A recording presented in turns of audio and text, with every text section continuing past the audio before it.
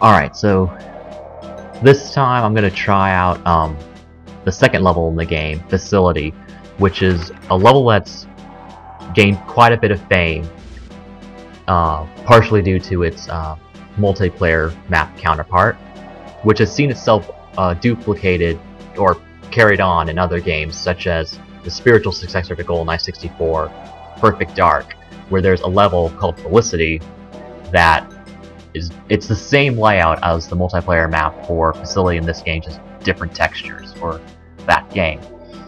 Alright, so we just bungee jumped off a dam and into a ventilation system. It's a very odd placement when you think about the base. Like, there's a dam at the top, and it's even weird in the movie, because in the movie, when you look at the scenery shots, so you jump off a dam, you go into this this building, this base inside a mountain. And wait, let me show us. Love the guards in this game. They will not notice a hat gang shot off their heads. Alright, so you jump off a dam, you go into a building, you go all the way down into the building. And then when you see him escaping through the plane, you see that the runway is on top of a mountain. Figure that out. So you jump up a dam, go down a thing, go down an entire base, you get out of the base, and you're suddenly on top of a mountain. This game makes more sense of it by making the runway level look different. It's more in a valley, so it makes more sense than what they did in the movie. Also, one thing about this bathroom, as in the beta images showed it with the same kind of metal doors as in the level archives.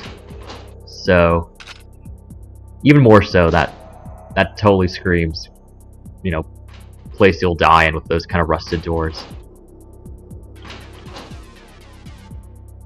Also, if you wait in the bathrooms long enough, sometimes a scientist will run in, and that scientist will have a key card. Whoops. Sometimes the scientist will have a key card that unlocks all the doors except the one to the bottling room at the end.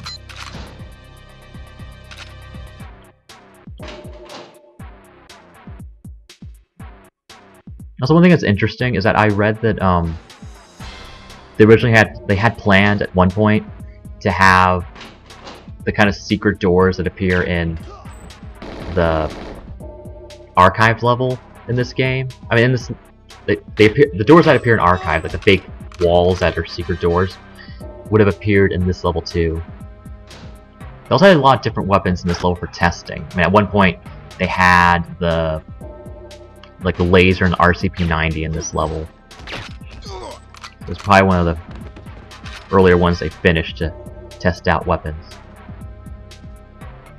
When you shoot these, they just instantly explode. Also, this little... I don't know why these are here, but it's kind of a little Easter egg of sorts. Fairly mundane one, but still there. Where was it? Oh. So these ventilation ducts, you'll see that they have the glass beakers on top of them. Why? No real reason, they just kind of are there. Right. I forgot how I discovered that. Like, that was one thing I just kind of found on my own. Alright. So you have to activate that door. You get a key card from a guy in that, like, in the hallway there, to open that door for the guys. And the guys will see you through the mirror. Not through the mirror, through the window.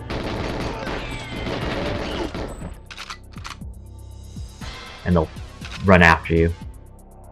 So you have to take them out first. You have to be careful when you're shooting those three guys in this hallway, because sometimes the scientists will run out of these two rooms and get in the way of your bullets. Alright. So an interesting thing about this level is that on Secret Agent and up, you have to contact a double agent named Dr. Doak, who is named after, and also his face is modeled after, a Rare employee who helped develop the game. Whoop. Heard bullets. Okay.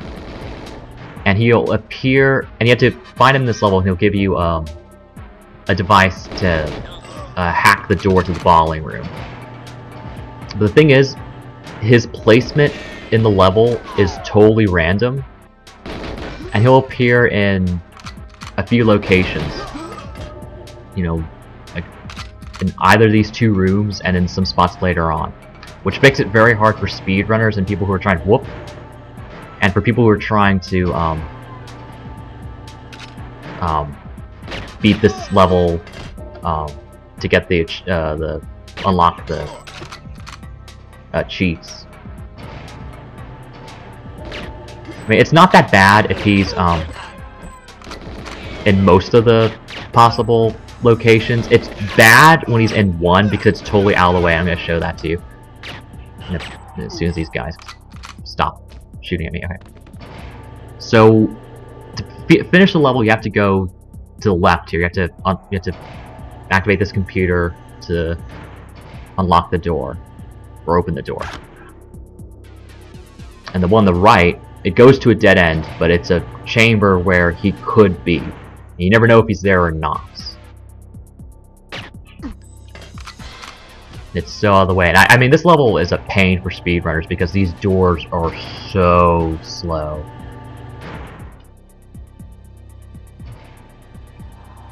There's nothing in this room except some guys and some scientists. Ah. Aiming feels so weird in this game after playing, you know, a lot more recent shooters, because you have to worry about the like when you go on inclines, your whole view will adjust to it. I learned that kind of when I was playing the surface level recently, because those little snowy hills kind of have that effect. So he's not in this room. The only thing about this room is that if you destroy these trash cans, it'll unleash the poisonous gas. Ooh, this one. Unleash the poisonous gas that slowly kills you.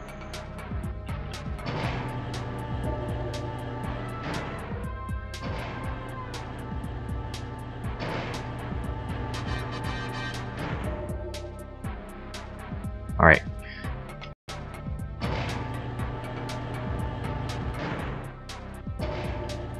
One thing that's interesting about this game is that you can there are a lot of ways to fail your objectives, of course, and some of them are ways that kind of haven't been carried on in a lot of other games, I think.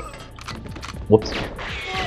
And one of them is, in this level especially, those computers used to open these doors can easily be destroyed if you're not being careful, which would pretty much brick wall your progress, so you have to start over.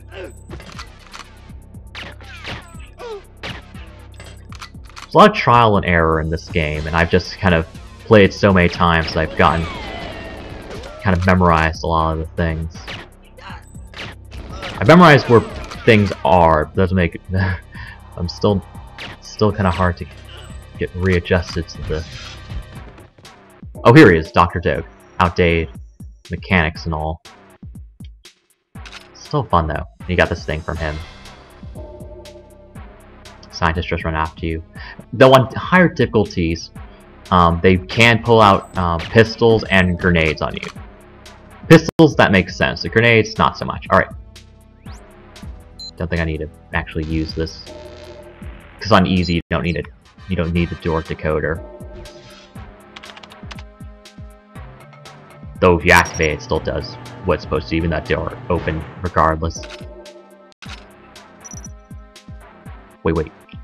There we go. So there's 006. I love the weapon he's using, the DK5. That's my favorite weapon in the game. I don't know. It's probably what spawned my preference towards submachine guns in later games.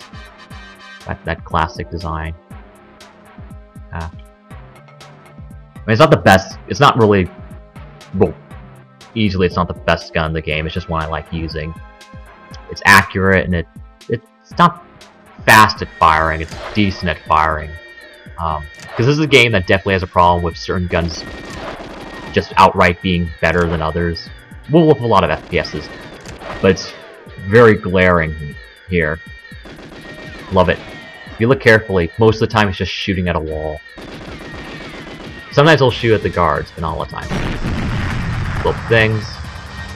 Objective complete. You don't have to wait for any of that. I mean, once you're done, you're done. So you can either exit the conveyor belt or through the double doors over there. But one thing that's interesting about the double doors, and I'll get to that in the next level, so stay tuned for that.